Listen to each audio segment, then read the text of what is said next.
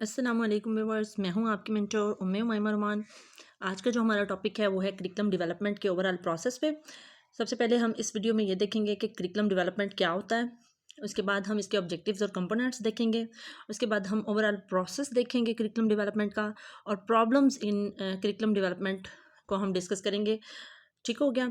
अच्छा, video start करने से पहले मैं आप लोगों के साथ छोटा सा एक इन्फो जो है वो शेयर करना चाहूँगी कि वीडियो जिस दिन मैं अपलोड करती हूँ ना, उससे वेरी नेक्स्ट डे मैं इस वीडियो का जो टेस्ट डेवलप करती हूँ वो मैं इसके फर्स्ट कमेंट में पिन कर देती हूँ। ठीक है, तो आप लोग जब भी इस वीडियो को देखें, वीडियो देखने के बाद फर्स्ट कमेंट में आपको लिंक मिलेगा टेस्ट का।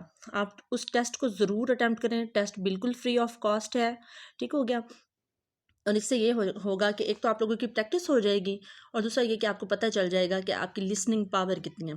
और मुझे अपनी दुआओं में याद रखिएगा। अच्छा, एक और छोटी सी इन्फो आपसे शेयर करनी थी। अक्सर लोग जो चैनल पे मेरी वीडियो सुनते हैं वो मुझे पर्सनल अप्रोच जस्ट इसलिए करते हैं कि मैम आप अपनी क्वालिफ़िकेशन बता दें, आप हमें ये बता दें कि आप कौन सी यूनिवर्सिटी से आपकी डिग्रीज़ हैं एंड सो ऑन।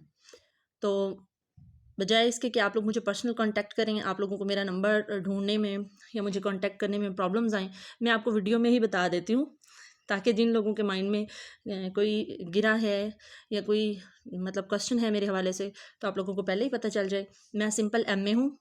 एमए मेरा इंग्लिश में है। ठीक हो गया। मैं सिंपल बीएड हूँ। मैंने किसी यूनिवर्सिटी से रेगुलर एजुकेशन नहीं ली।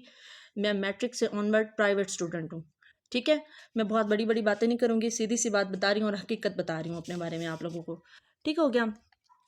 चलें, अब हम स्टार्ट कर लेते हैं अपना टॉपिक। सबसे पहले हम ये देखेंगे कि करिकुलम डेवलपमेंट क्या होती है। ठीक है, करिकुलम डेवलपमेंट वो पूरा प्रोसेस होता है जो अब तक हम स्टडी करते आ रहे हैं अपने पिछले प्रीवियस लेक्चर्स में। ठीक हो गया।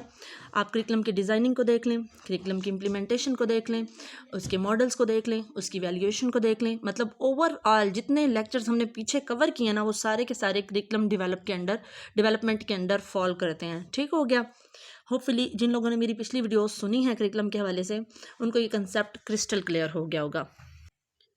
अगर फिर भी आप लोगों को कंसेप्ट क्लियर नहीं हुआ, तो मैं आप लोगों को दोबारा समझा देती हूँ। आप करिकुलम बनाना चाहते हैं ना, जो आप वेरी फर्स्ट स्टेप लेते हैं तब से लेकर करिकुलम की इम्प्लीमेंटेशन के बाद उसको पढ़ाने के बाद असेसमेंट और एंड एवेल्यूएशन तक का पूरा प्रोसेस जो है ना, वो करिकुलम डेवलपमेंट के अंडर फॉल करता है। ठीक हो गया। अब हम इसके कुछ स्टेप्स देख लेते हैं। ठीक हो गया। जो स्टेप्स हैं या आप कह लें कि डेवलपमेंट के जो ऑब्जेक्टिव्स हैं वो कौन कौन से होते हैं। सबसे पहले तो हम ये देखते हैं कि हमारे ऑब्जेक्टिव्स क्या हैं, एम्स क्या हैं, गोल्स क्या हैं। उसके बाद हम उन एम्स गोल्स ऑब्जेक्टिव्स के अकॉर्डिंग अपनी स्कीम ऑफ स्टडी डेवलप करते हैं। जी, कुछ लोग ये समझते हैं कि स्कीम ऑफ स्टडी जो है ना वो सिलेबस ही है। ऐसा नहीं है। सिलेबस जो है वो आउटलाइन लाइन होती है आपके किसी भी कंटेंट की। ठीक है, और कंटेंट जो होता है वो आपके सिलेबस की डिटेल होती है। लेकिन जो स्कीम ऑफ स्टडी होती है ना, ये एक रिटन डॉक्यूमेंट होता है जिसमें कंटेंट से डिटेल तो कम होती है। ठीक है, लेकिन जो कंटेंट से रिलेटेड ज़रूर होता है, ये हमें ये बताता है कि हमने किस सब्जेक्ट में कितना कंटेंट किस क्लास में पढ़ाना है। ठीक है, उन जो सब्जेक्ट्स हैं उनका आपस में कम्बिनेशन क्या होना चाहिए, हमने पर पीरियड कितना कंटेंट डिलीवर करना है, एक वीक में एक सब्जेक्ट के कितने लेसन्स होने चाहिए। ठीक हो गया। और किसी स्पेसिफिक लेवल पे, मतलब 3 क्लास पे, 2 क्लास पे, 5 क्लास पे, 10 क्लास पे, कॉलेज लेवल पे या यूनिवर्सिटी लेवल पे हम जो है उनके मार्क्स की डिस्ट्रीब्यूशन कैसे करेंगे। ठीक हो गया। और हमारे एसएलओज क्या होंगे। अच्छा, पाकिस्तान में first time scheme of study पे जो वर्क हुआ था ना, वो 2006 में स्टार्ट हुआ था, और ये पब्लिश हुआ था 2007 में। ये आप याद रखिएगा। अच्छा, जो तीसरा मेन ऑब्जेक्टिव है ना करिकुलम डेवलपमेंट का, वो है सिलेबस को डिज़ाइन करना। ठीक हो गया। फिर सिलेबस को डिज़ाइन करने के बाद टेक्स्ट बुक की प्रिंटिंग की जाती है। उसके बाद रिव्यू किया जाता है टेक्स्ट बुक्स को। उसके बाद पब्लिकेशन होती है। ठीक हो गया। सॉरी, प्रिंटिंग नहीं होती, पहले टेक्स्ट बुक की राइटिंग होती है, राइटिंग के बाद रिव्यू होता है, और रिव्यू के बाद पब्लिकेशन होती है। ठीक हो गया। फिर उसके बाद जब आपकी बुक्स पब्लिश हो जाती हैं ना, तो मार्केट में आने से पहले आप अपने टीचर्स को ट्रेन करते हैं। ठीक है, और अगर बुक्स को मार्केट में पहले लाना मस्ट होता है, कंपलसरी हो जाता है, तो आप with in the given time, एक टाइम पीरियड सेट किया जाता है। ठीक है, आपके करिकुलम के प्रोसेस में उसी पीरियड के अंदर अंदर आपने अपनी टीचर्स को ट्रेन करना होता है। With in 3 months, with in 6 months, with in 4 months, ठीक हो गया। अब मैं आपको इसकी अगर डेली लाइफ एग्जांपल दूँ ना, तो आप लोगों ने देखा होगा कि पाकिस्तान में नाजरा कुरान का एसएनसी या नेशनल करिकुलम ऑफ पाकिस्तान जिसको अब कहा जाता है, उसके अंदर नाजरा कुरान का एक बहुत अच्छा स्टेप लिया गया है। तो आपने देखा होगा कि नाजरा कुरान के हवाले से हमारी प्राइमरी टीचर्स की, एलिमेंट्री स्कूल टीचर्स की जो है वो ट्रेनिंग्स हमारे DSD या आप कह सकते हैं कायद आज़म अकेडमी फॉर एजुकेशनल डेवलपमेंट के अंडर जो है परफॉर्म की गई हैं। तो ये इसकी बेस्ट एग्जांपल है, ठीक हो गया। अब हम देखते हैं कंपोनेंट्स में एक तो सबसे पहले आपकी फेडरल गवर्नमेंट आ जाती है, ठीक है। ये आपने कंपोनेंट्स याद रखने हैं, यही कंपोनेंट्स हम जाके आगे फर्दर रिलेट करेंगे करिकुलम की जो डेवलपमेंट का प्रोसेस है ना, जो मैं आपको समझाऊंगी उसके साथ। तो पहला मस्ट कंपोनेंट है फेडरल गवर्नमेंट, उसके बाद दूसरे नंबर पे आता है करिकुलम विंग, ठीक है। आपने इनको इसी तरतीब में याद कर लेना है, इसी सीक्वेंस में याद कर लेना है जिस तरह से मैं आपको बता रही हूँ। पहले फेडरल गवर्नमेंट, फिर करिकुलम विंग जिसको NBCT भी कहा जाता है। NBCT means national bureau of curriculum and text book development भी कहते हैं, या टेक्स्ट बुक कह दिया जाता है, ठीक हो गया। अच्छा, उसके बाद तीसरा जो इम्पोर्टेंट बॉडी है ना, वो है प्रोविंशियल करिकुलम सेंटर। एक तो होता है ना नेशनल करिकुलम सेंटर, एक होता है प्रोविंशियल करिकुलम सेंटर, जो अपने अपने प्रोविंस में इस चीज़ का रिस्पॉन्सिबल होता है कि वो करिकुलम को डेवलप कराएगा।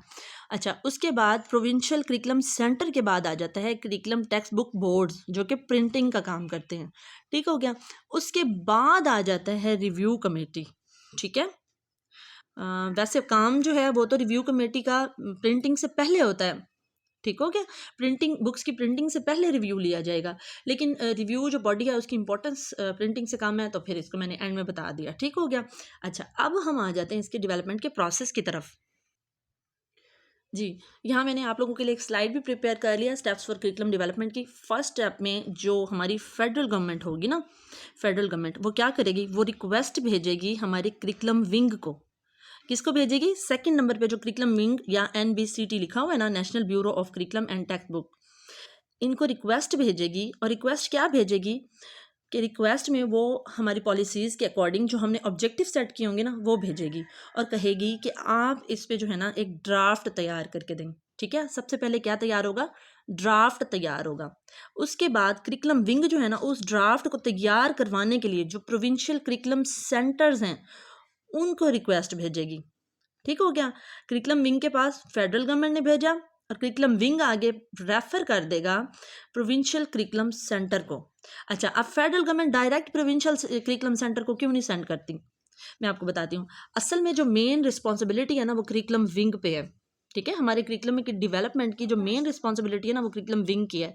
अब जब हम लोगों ने रिसर्च कंडक्ट की ना कि हमारे करिकुलम में हमें चेंज की ज़रूरत है या हमें करिकुलम को रिवाइज करने की ज़रूरत है, तो रिक्वेस्ट तो मेन मिनिस्ट्री के पास जाएगी ना, मतलब फेडरल गवर्नमेंट के पास जाएगी।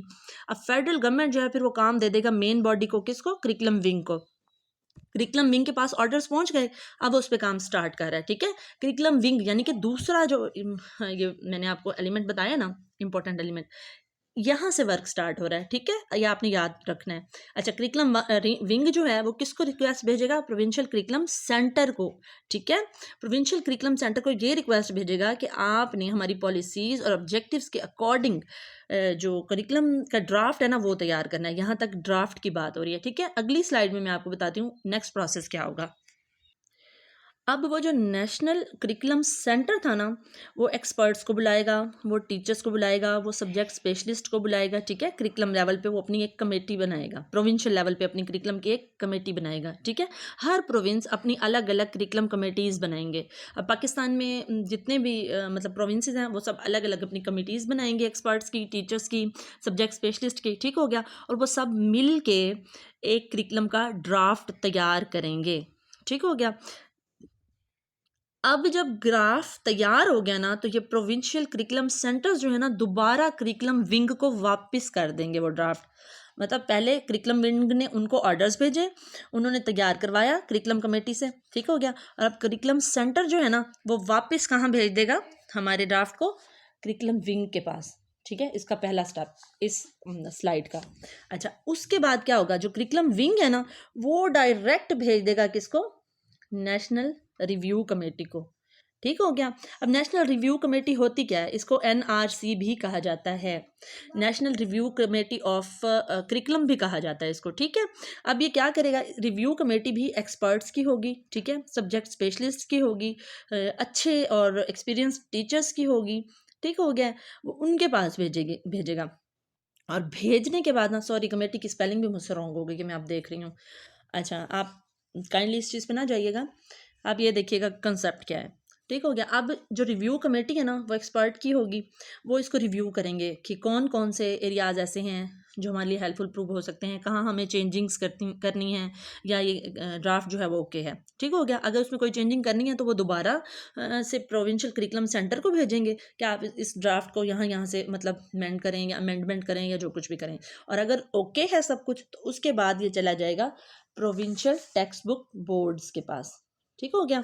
कहाँ जाएगा, प्रोविंशियल टेक्स्ट बुक बोर्ड्स के पास। अब टेक्स्ट बुक बोर्ड का काम क्या है, जो प्रोविंशियल टेक्स्ट बुक बोर्ड है ना, वो अप्रूव करेंगे उन स्कीम्स को, उन करिकुलम्स को, ठीक है, और बुक्स की डेवलपमेंट के लिए भेज देंगे। कहाँ भेज देंगे डेवलपमेंट के लिए, प्रोविंशियल लेवल पे, ठीक है। प्रोविंशियल लेवल पे किसके पास, वही नेशनल जो थर्ड नंबर पे मैंने आपको बताया था ना, प्रोविंशियल करिकुलम सेंटर के पास दोबारा वापस चली जाएगी, ठीक है, जो थर्ड लेवल पे था उनके पास वापस जाएगी और उनको कहेंगे ये ड्राफ्ट ओके है, ठीक हो गया। अब ड्राफ्ट ओके करने के बाद आप इस पे कंटेंट डेवलप करवाएं, ठीक हो गया। अब मैं आपको नेक्स्ट वाइज स्लाइड में बताती हूँ नेक्स्ट प्रोसेस क्या है। अच्छा, अब थर्ड लेवल पे मैंने आपको बताया था ना कि प्रोविंशियल जो करिकुलम सेंटर्स थे उनके पास गया ना, तो फिर वो दोबारा उन एक्सपर्ट्स को जिन्होंने ड्राफ्ट तैयार किया था उनको कहेंगे कि आप अब हमें इस पे जो है कंटेंट लिख के दें, ठीक है, यानी बुक्स में जो डिटेल लिखी होती है ना उसको हम कंटेंट कहते हैं, आप वो लिख के दें। फिर वो क्या करेंगे, वो अच्छी चीज़ डिटेल्स लिखेंगे, वो खुद फिर इन्विटेशन भेजेंगे राइटर्स को, जो अच्छे अच्छे मुल्क के राइटर्स होंगे ना हमारी कंट्री के, उनके पास भेजेंगे और उनको कहेंगे कि आप हमें अच्छा कंटेंट प्रोवाइड करें। कंटेंट राइटर प्रोफेशनल्स भी होते हैं, उनके पास जाएंगे, वो उनको अच्छा सा कंटेंट राइट करके देंगे। जब कंटेंट मिल जाएगा ना, तो फिर जो हमारा प्रोविंशियल करिकुलम सेंटर होगा ना, ठीक है, उसने कमेटी के ज़िम्मे लगाया होगा ना, प्रोविंशियल करिकुलम कमेटी के ज़िम्मे, कमेटी ने एक्सपर्ट से राइट करवाया कंटेंट राइटर से, उसके बाद उसने दे दिया करिकुलम सेंटर को। अब करिकुलम सेंटर जो है प्रोविंशियल टेक्स्ट बुक बोर्ड्स जो हैं, ये करिकुलम टेक्स्ट बुक बोर्ड जो हैं, अब इनके पास भेज देंगे फर्दर। इनके पास क्यों भेजेंगे कि आपने प्रिंटिंग करनी है, ठीक है, बुक्स की प्रिंटिंग करनी है। हर प्रोविंस का एक टेक्स्ट बुक बोर्ड होता है जिसको PTB कहते हैं। अगर पंजाब का है तो वो PPTB होगा, Punjab provincial text book board, ठीक हो गया। सिंध का है तो SBTP होगा, TB होगा, और बलूचिस्तान का है तो BPTB होगा, और अगर खैबर पख्तूनख्वा का है तो फिर उनके हवाले से जो है खैबर पख्तूनख्वा के लिए के का वर्ड यूज़ करते हैं तो वो KPBTB होगा, ठीक हो गया। अच्छा, अब उसके बाद क्या होगा, टेक्स्ट बुक बन गई, उसके बाद आ गई मार्केट में, ठीक है, और टीचर्स की जो है ना वो ट्रेनिंग हो जाएगी। यहाँ मैं लिखना भूल गई, सॉरी, टीचर ट्रेनिंग मस्ट होगी, ठीक है, टीचर्स की जो ट्रेनिंग होगी वो मस्ट हो जाएगी। अच्छा, अब ट्रेनिंग के बाद क्या होगा जनाब, ट्रेनिंग के बाद जो है ना, जो 22 है ये इसको इवेल्युएट करेगी, मतलब इम्प्लीमेंटेशन हो गई करिकुलम की, अब ये इवेल्युएट करेगी 22 जो है, इवेल्युएट कैसे करेगी, 22 पेपर्स लेगी, ठीक है। 22 stand for board of intermediate and secondary education, ठीक है। अगर सेकेंडरी लेवल या हायर सेकेंडरी लेवल है, लेकिन अगर सेकेंडरी या हायर सेकेंडरी नहीं है बल्कि एलिमेंट्री लेवल है, तो फिर कौन होंगे रिस्पॉन्सिबल। यहाँ मैंने जानबूझ के नहीं लिखा, आप लोगों ने मुझे कमेंट सेक्शन में बताना है कि एलिमेंट्री लेवल तक पाकिस्तान में कौन है जो असेसमेंट का जिम्मेदार है, ठीक है। मैंने इवेल्युएशन की बात नहीं की, मैंने असेसमेंट की बात की है, ये आप लोगों ने माइंड में रखना है, ठीक हो गया। अच्छा, उसके बाद हम आ जाते हैं 18th अमेंडमेंट की तरफ। ये इंपॉर्टेंट चीज़ थी तो मैंने सोचा आप लोगों के साथ डिस्कस करूं। 18 अमेंडमेंट असल में है क्या, 18 अमेंडमेंट हमारे आर्टिकल में एक थोड़ी सी अमेंडमेंट की गई है, मतलब रद्दोबदल की गई है, जिसके मुताबिक सारे सूबे खुद मुख्तार हैं कि वो अपने आइन के मुताबिक, अपने सूबे के आइन के मुताबिक, समझ रहे हैं आप, या अपनी सूबे की ज़रूरतों के मुताबिक जो है ना अपने करिकुलम को अपनी मर्ज़ी से कंटेंट को जो है ना डेवलप कर सकते हैं। अगर वो चाहें तो नेशनल करिकुलम को जो है वो रिजेक्ट भी कर सकते हैं। जैसे अब हमारा जो सिंध प्रोविंस है उन्होंने रिजेक्ट कर दिया था एसएनसी को, तो अब पूरे पाकिस्तान में जस्ट सिंध को छोड़ के बाकी हर जगह एसएनसी जो है वो इम्प्लीमेंट हो गया। ठीक है, तो इसकी एग्जांपल ये हो सकती है। अच्छा, अब हम देखते हैं जनाब कि हमारा जो करिकुलम है उसको डेवलप करने में पाकिस्तान में कौन-कौन सी प्रॉब्लम्स हैं। ये इंटरव्यू के हवाले से बहुत इंपॉर्टेंट पॉइंट है, तो मैं आप लोगों से ज़रूर डिस्कस करूँगी कि टीचर्स जो हैं वो खुद रिलक्टेंट होते हैं। क्यों रिलक्टेंट होते हैं? इसलिए होते हैं क्योंकि हर एरिया का की जो ज़रूरत होती है ना वो डिफरेंट होती है। अब जो शहर के टीचर्स हैं उनके लिए तो ईज़ी है, क्योंकि अगर वो स्कूल में पढ़ाते हैं तो पेरेंट्स भी उनके जो है ज़ाहिर है पढ़े लिखे होते हैं बच्चों के पेरेंट्स, तो वो खुद भी तवज्जो देते हैं अपने बच्चों को और ख़ुद भी कंसेप्ट्स क्लियर करवाते हैं या होमवर्क डेली बेसिस पे करवा के भेजते हैं। लेकिन अगर इसके मुकाबले में कोई बैकवर्ड एरिया हो, कोई देहात का एरिया हो जहाँ स्टडी की रेशियो इतनी अच्छी ना हो, तो फिर क्या होता है? फिर ये होता है कि सारा बर्डन टीचर्स पे होता है। अब टीचर्स लर्न भी करवा रहे हैं, टीचर कंसेप्ट भी क्लियर करवा रही हैं, टीचर एक टाइम में एक से ज़्यादा एक्टिविटीज़ कर रहे हैं, और जबकि टाइम जो है वो थोड़ा सा कम होता है, और घर में स्टडी का माहौल ना होने की वजह से क्या होता है, टीचर्स को और ज़्यादा प्रॉब्लम्स का सामना करना पड़ता है कि बच्चा जो कुछ पढ़ के जाता है ना, घर से वापस आने के बाद वो टेब्यूला रासा बना होता है। ठीक है, टेब्यूला रासा आपको पता है जॉन लॉक की थ्योरी थी जिसमें उन्होंने कहा था कि human mind is a blank slate and teachers have to write some experiences on it. ठीक है, तो वो टोटली टीचर के ऊपर बर्डन आ जाता है, तो इसलिए टीचर जो है ना करिकुलम की डेवलपमेंट से थोड़ा सा रिलक्टेंट होते हैं। अच्छा, और कुछ टीचर्स ऐसे भी होते हैं जिनको लेक ऑफ ट्रेनिंग का सामना होता है, सर्विस की ड्यूरेशन में उनकी ट्रेनिंग इतनी ज़्यादा नहीं उनको प्रोवाइड की जाती। उसके अलावा पॉलिटिकल इंटरफेरेंस भी होता है, कुछ इकोनॉमिकल प्रॉब्लम्स भी होती हैं, जैसे फॉर एग्जांपल हमारा एसएनसी जो सिंगल नेशनल करिकुलम जिसको अब पाकिस्तान नेशनल करिकुलम कहा जाता है, उसमें एक्टिविटीज़ बहुत ज़्यादा हैं। अब एक्टिविटीज़ को परफॉर्म करने के लिए लॉट्स ऑफ मनी की ज़रूरत है, लेकिन हमारे जो गवर्नमेंट है उनके पास उन्होंने जो बजट हमें एलोकेट किया है एजुकेशन के लिए वो इतना ज़्यादा नहीं है, तो हमारे पास टोटल मटेरियल नहीं है। अच्छा, फॉर एग्जांपल अगर गवर्नमेंट जो है वो मटेरियल प्रोवाइड भी कर दे, तो कुछ हेड्स जो होती हैं वो भी उन मटेरियल्स को ठीक से यूटिलाइज़ नहीं करने देती टीचर्स को। मतलब अगर वो अलमारियों में रखा है ना तो वो रखा ही है अलमारियों में, तो ये भी एक बहुत बड़ा प्रॉब्लम है कि जी इसकी इंस्पेक्शन होनी है, इसका ये होना है, वो होना है, मतलब कहीं ना कहीं देखा जाए तो ये भी एक प्रॉब्लम बन जाती है। फिर कुछ सीक्वेंस नहीं होता, कुछ सोसाइटी जो है वो नहीं इस चीज़ को एक्सेप्ट करती, तो इस तरह के डिफरेंट प्रॉब्लम्स जो हैं वो हमारे टीचर्स को, हमारे माशरे को, हमारे स्टूडेंट्स को, हमारे लर्नर्स को, या हम ऐसे समझ लेते हैं कि परमिसिव इन्वायरमेंट हमें स्कूल में नहीं मिलता। तो इस तरह की चीज़ें जो हैं हमारे करिकुलम डेवलपमेंट में जो हैं वो रुकावट बन सकती हैं। होपफुली आपको आज की वीडियो पसंद आई होगी। वीडियो पसंद आई है तो वीडियो को लाइक कीजिएगा, अगर आप मेरे चैनल पर न्यू हैं तो चैनल को सब्सक्राइब कीजिएगा। इतना हार्ड वर्क करने के बाद मेरा राइट बनता है कि आप लोग मेरी वीडियो को लाइक करें। तो मिलते हैं फिर नेक्स्ट टॉपिक के साथ, और नेक्स्ट टॉपिक पता है आपको हमारा क्या होगा? हमारा नेक्स्ट टॉपिक होगा हायर एजुकेशन के लेवल पे ना करिकुलम की डेवलपमेंट किस तरह से होती है। ठीक हो गया? जो लोग लेक्चरर्स बनना चाहते हैं, इससे नेक्स्ट वाला जो जो लेक्चर होगा ना मेरा, वो उनके लिए बहुत ज़्यादा हेल्पफुल और वाइटल प्रूव होने वाला है। तो आप लोग मेरी नेक्स्ट वीडियो ज़रूर देखिएगा। मिलते हैं फिर नेक्स्ट वीडियो में। टिल देन, अल्लाह हाफिज़।